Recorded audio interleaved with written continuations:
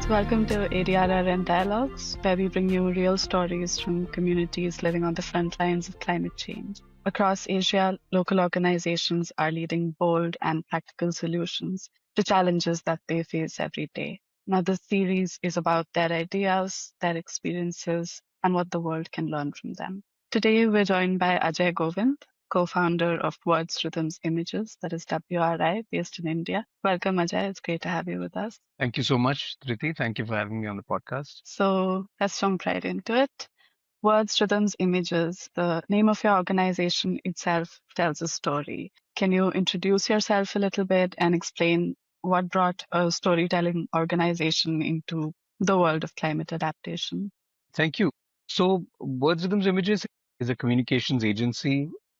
We turned 18 this year. And for the past 18 years, we have been partnering with different social sector organizations on their entire range of communications needs. So, be it, films, reports, of course, for the past decade, a little over decades, a lot of social media content, events as well. And the tagline of the agency is films training much more. So we do storytelling, we do capacity building, and actually it's the much more that's always been exciting for us, which is a certain open-endedness, which allows us to experiment, explore. And that's kind of what brought us into the space. You know, I would say for the first almost about 10, 12 years of our work, we were very theme agnostic. We started out working with educational organizations that worked in the educational space. I did a lot of work on public health for many, many years. And then, of course, we started working on with organizations that were working on climate change, adaptation. And somewhere in around 2020, actually, when we first interacted and worked with ADRRN and ELRA, is when we sort of discovered and came in contact with a bunch of humanitarian organizations. And that really also gave us a firm grounding in the sense that in the past 5, 6 years, this discovery of the humanitarian sector and our own interest in creating storytellers, not just telling stories, has sort of run parallelly and has done really well for us in the sense that we are really happy that now we're not only looking to tell stories.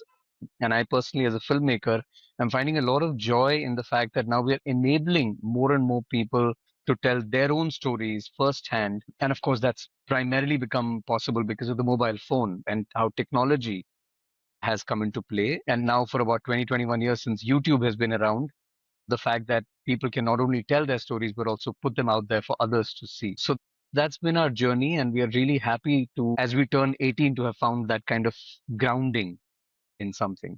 And Joseph. Now, let's talk about the project that you've been working on. Dehradun, which is the city nestled in the foothills of the Himalayas, isn't widely known for heat waves. What does extreme heat actually look like for communities living in this region in their day-to-days, and how does it affect their livelihoods? This again is an extension of another collaboration that happened.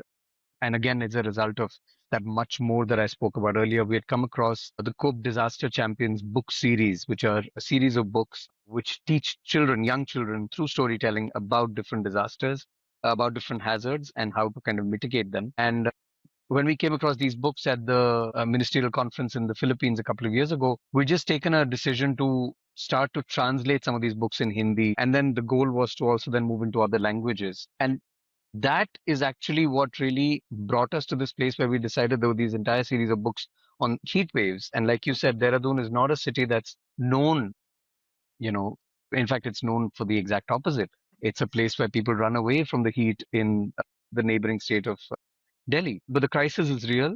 As people who are living there, as people who have been working in vulnerable communities, we've realized that the crisis is real and people are struggling. And I think one of the biggest challenges, especially with vulnerable communities, is this problem has not been articulated, right? Mm.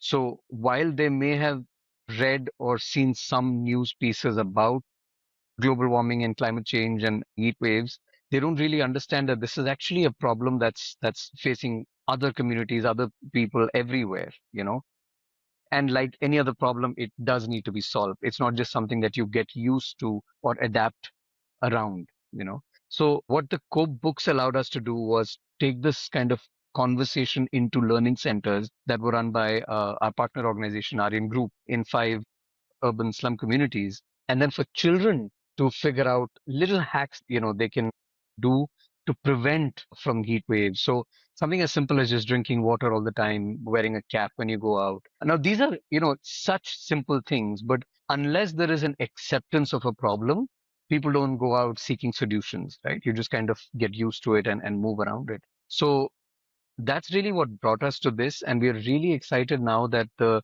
Cope books we've translated in Hindi.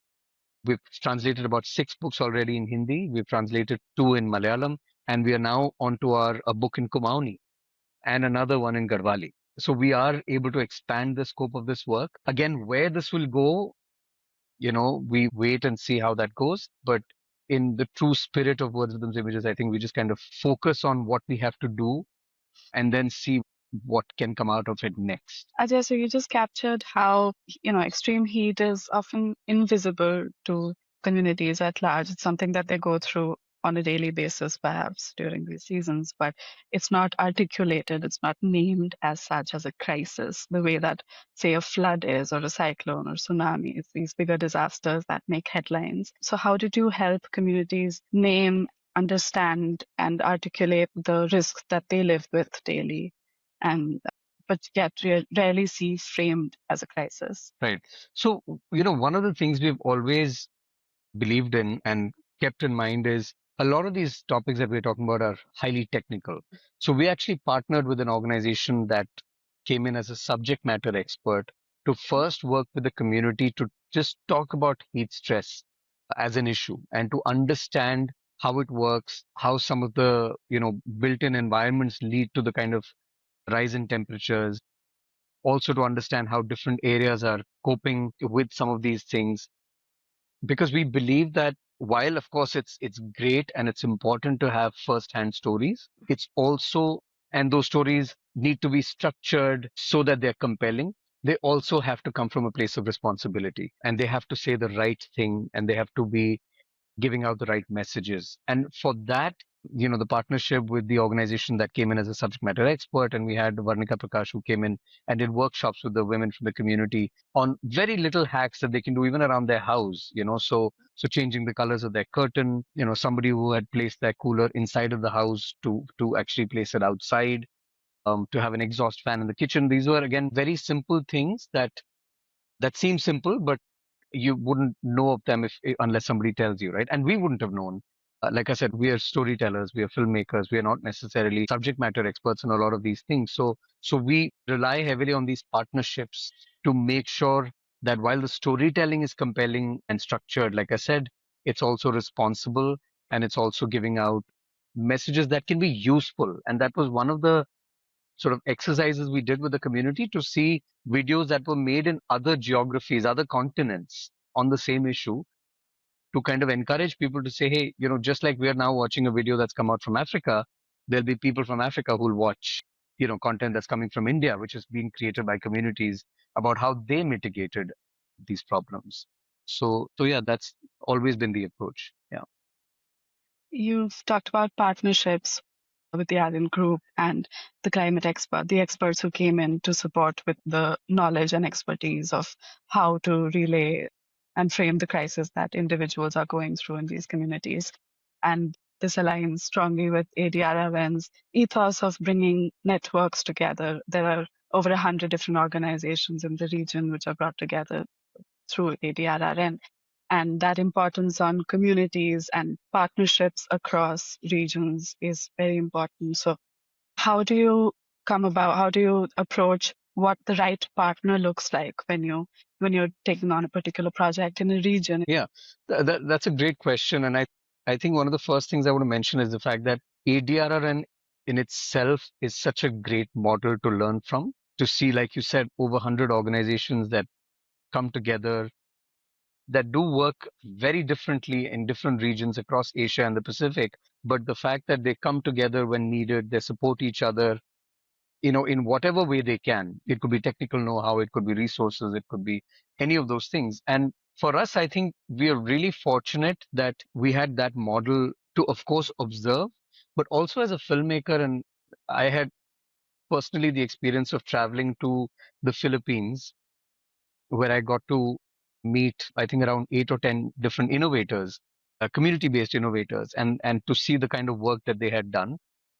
And observing those organizations and the way they had worked, I think it was very obvious that some of the key things that were important in seeking partnerships was A, to have a very clear need that a partner will fulfill. So, for example, in this case, with Aryan Group, we didn't want to go into or seek communities because everywhere there are enough communities that are facing the same issue, right? So we wanted to go into a community where there was an organization that was really well entrenched and had been there for long enough and had built their credibility. So when we went along with Fezi, who heads our in group, there were no questions asked about why we were there, right? It was because of the work that Fezi has done over the years, the credibility that has built. Now, so that becomes one very, very important thing, which is a gap that needs to be filled, credibility. And I think the third thing is, because partnerships are tricky, to make sure that we understand our role often is just as a facilitator, right? We are connecting a subject matter expert with a community. We are not subject matter experts. We are not the community, right? So once that happens, we take the back seat and we let that take over, right? It's only when it comes to the workshops on storytelling where we get our own sort of team members involved, whether it be Mayank Rai, who led some of the workshops, or Shruti Sukumaran, who led the workshops in editing. Up until that point, it's between the community and the subject matter expert, and we are only kind of there as facilitators, hand holding and watching and observing and giving any support that we want. So I think that not stepping on each other's toe is also a very important thing, where everyone's role needs to be clearly defined. And as the organization that's leading the project, we of course always have to be present, but our presence shouldn't be felt, or it shouldn't kind of overpower any processes that need to run a certain way. As the traditional notions of climate risk reduction or disaster risk reduction could be understood as infrastructure or aid, how organizations go about assessing risk and achieving resilience in the long run. So when you took up a project like this, did you face any feedback or criticism about the fact that storytelling isn't serious enough for climate work? Of course, I understand the nature of how it's important, but it challenges some of the conventional notions of how the sector works. So, in terms of, does it risk oversimplifying something complex as climate issues? Or in fact, does it actually help clarify these for communities and then to relay that information to a broader society? Yeah, that's again a fantastic question. And in fact, before anyone else could doubt it, I think we had doubts ourselves because we were, like I said, I think of the 100 and odd organizations that are a part of ADRRN, we were the only communications agency, or we were the only ones who were specialized in storytelling and communications. Everyone is doing really grounded, hardcore, scientific work or things like that. So I think there was always that question of, is this good enough for, what we're doing? Is this really going to contribute? And to be honest, I think the answer to that has kind of shown up to us over time in the sense that we are not, I think the importance of what we do is making the linkages. So, for example, there was the event that took me to the Philippines a couple of years ago was a learning exchange program, right? And a learning exchange program where 10 innovators from different geographies get to meet each other and have a conversation would be incomplete without it being documented, right? And it can't be documenting 24 hours of meetings. It has to be documented in a certain way, packaged in a certain way, so that another party or another organization or another 100 organizations can learn from it. And that's where the storytelling comes in. So I think this fact that storytelling is actually central to all work and everything is what we kind of keep going back to. And we're also, of course, always encouraged by the team at ADRRN and all the members. Each time we come out with a video or a report, that tells us that, okay, we are actually able to contribute because we are able to synthesize a lot of information, put it in a form that can reach a wider audience, than otherwise a 100-page or a 200-page report would, you know. So I think it's never been without us asking ourselves that, which is also very important because we also want to keep in check that what we are doing is truly relevant and useful, which is what keeps us going creatively. So we're not telling the same stories the same way each time. We're looking to tell stories differently. We've done animation based stories, we've done motion graphics based stories, and we've also done live action based video documentaries. So I think it's a valid thing, but I think over and over again, our work tells us that it's important and that more and more needs to happen. Yeah. Absolutely. And I think ADRRN's work has always been community centric, and how the aspect of storytelling fits so beautifully into first helping communities understand, not helping actually, to be fair, let me scratch that, because Yeah. they know what they're going through, communities know what they're faced with, but to be able to help them articulate these problems that they deal with and share it with different regions. And like you said, some of these issues can cross borders in terms of human experience. Maybe the disasters are not the same, but how people think about these effects and how it impacts their day-to-day living could be similar stories across the world and across this region, which is the most disaster prone in the world. So it's a beautiful way to be able to synthesize the human experience of disaster risk and reduction with the more hands-on solutions that come out of these things. And I want to add also that I think the way we're looking at it now and then the way we've understood it is that while, of course, we're calling it storytelling, it's actually a lot of cross learning that's Mhm. happening, including this series of podcasts that we're kind of doing under the Digital Storytelling Hub. The idea is there is a wealth of information and work that's out there, but there's no way for the 100 organizations to know what the others are doing at all times, to bring a spotlight to that, to be able to showcase that in a manner that's engaging, interesting, and consumable, right? And bite sized and so on. I think the focus is not just on telling stories, but it's also that cross learning piece. I think that's very important. Yeah. Absolutely. And I think to build on that, my next question would be that how do you think about impact through projects like this? And why is it important for organizations and communities working in the disaster and climate sectors to focus on this aspect of capturing and sharing human experiences alongside conventional notions of results? Yeah, I think this is definitely one of the things because when we talk about impact, when we get caught up in the idea of, okay, what are the numbers looking like? How many people have we reached? How many people have we changed?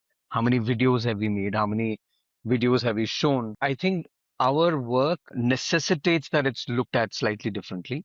You know, I think there are sort of softer pieces of impact that are coming out of it. So softer kind of, when I use the word soft, I mean like it's not, 20 women did this or, 30 children did this or 200 kids read the books and 200 kids made videos or attended workshops. While those numbers are all great and valid and maybe impressive, depending on where you're looking at it from, the fact of the matter is, when you are sitting in a sort of a roundtable conversation with these women, and then one of the women says that for her, being a part of the showcase event in Delhi, that was the first time she had traveled from her home outside to another city, and that was for work, right? That's just one woman, Yeah. right? And that's not an impressive number, but that experience, the impact that had on that person who has been, in fact, with Aryan Group for almost 20 years. But in 20 years, for the first time, for her to have an opportunity to travel to another city to showcase a video she made to an array of people from the rest of the country and outside of India, and for somebody to come up to her and say, I watched your video and I remember what you said and it was a great video. That impact, I think, is has to be looked at, has to be gauged differently. It's much more than numbers.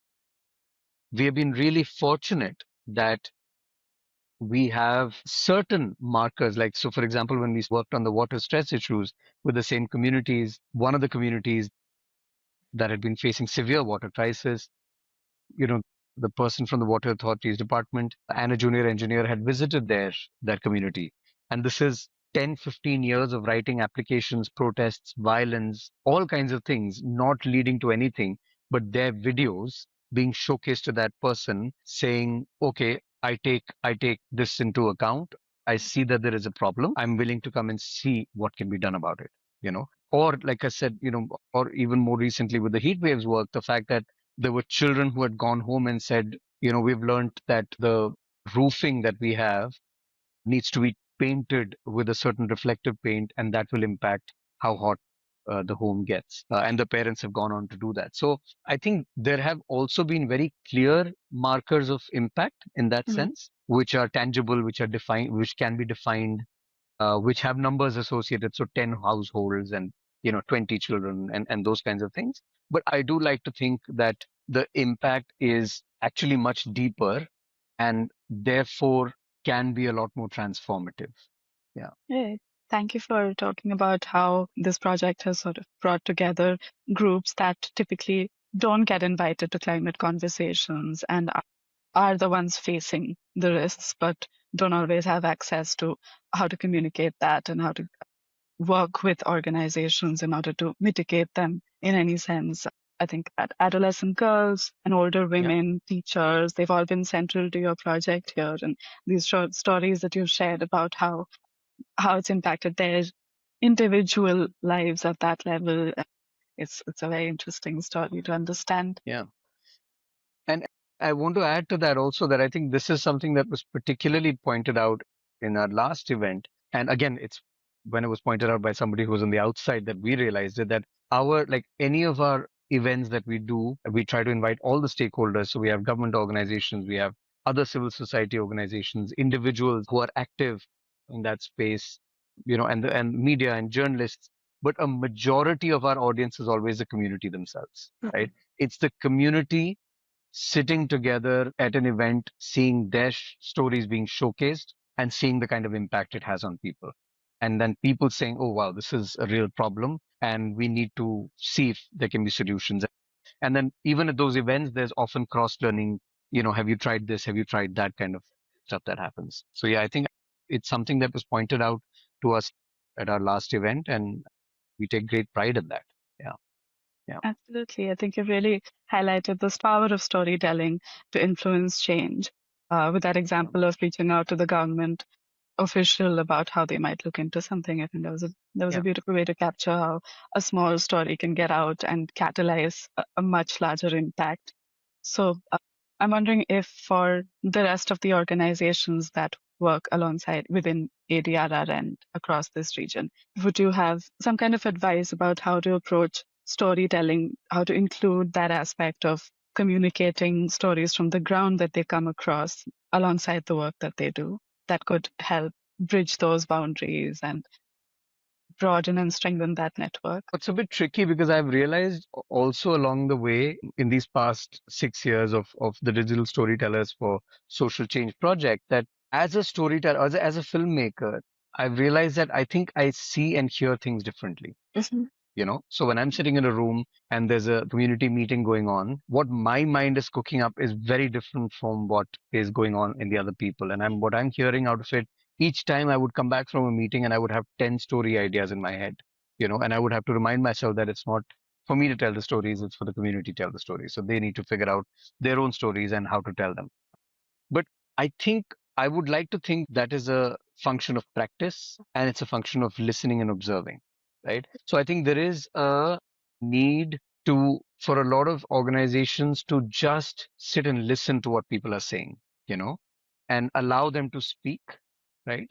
And say allow because the platform has to be created, right? It's not that the permissions have to be given, but the space has to be created. So if it's going to be a top down kind of a conversation, that space doesn't exist. But if it's a physical round table, if it's a structure when there is no one table up there where and the audience is watching and then three people are up there talking while everyone else is listening, if you break some of those structures and if you just create conversation and a space for listening, there are so many stories that have to be told, that need to be told.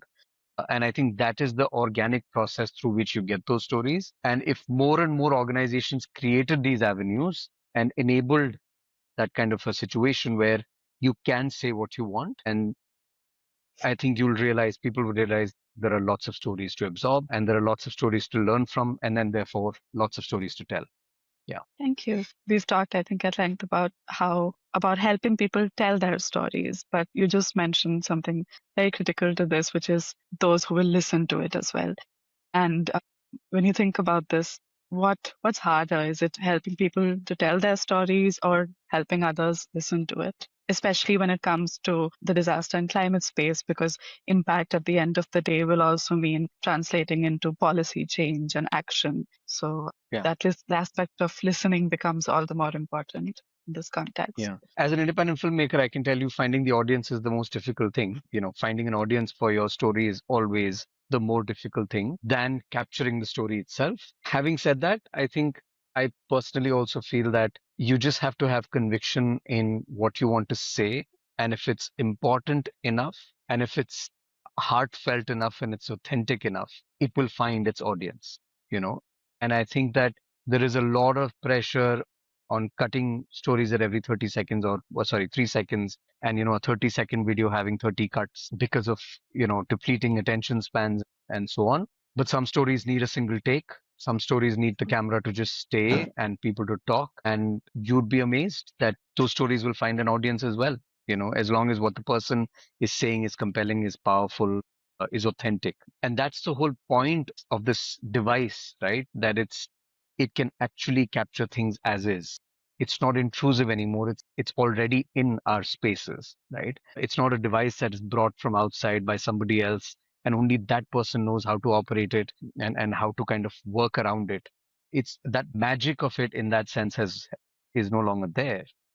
It can be created, of course, by professional people and and with time and experience, but just someone holding up the camera on a steady shot and somebody speaking to that camera for about 30 seconds or 1 minute could be telling a story that has you hooked, that stays with you, and that makes you want to do something. Yeah. Thank you so much, Ajay. Thank you for joining us on ADRRN Dialogues today and for sharing your experiences with this project and about storytelling at large beyond this project and how something like that can integrate into the broader goals of what ADRRN and its partner organizations do across the region. I think we've looked at today at how sometimes the most powerful climate solutions may begin with something as simple as helping people see, name, and articulate the challenges that they live with every day. And by using storytelling to make climate risk visible, relatable, and actionable, I think this project, your work, and the way that you're thinking about these challenges, it highlights and it shows the different ways for communities to learn, connect, and build resilience together. So thank you so much for sharing these lessons with us about how stories are powerful and how they can inspire communities to come together and act.